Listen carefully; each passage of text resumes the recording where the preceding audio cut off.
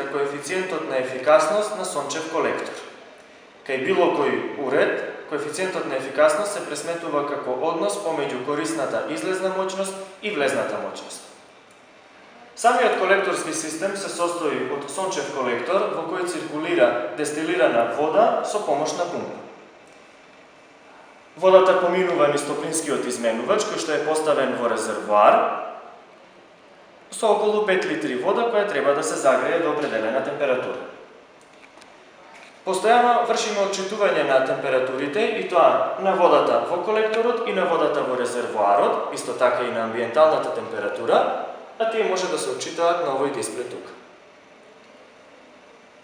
На почетокот од секое мерење, температурата на водата во колекторот и во резервоарот треба да биде приближно еднаква.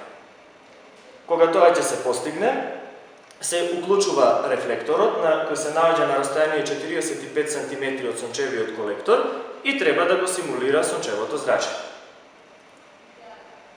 Рефлекторот се остава вклучен околу 15 минути и потоа се отчитува колкава е промената на температурите.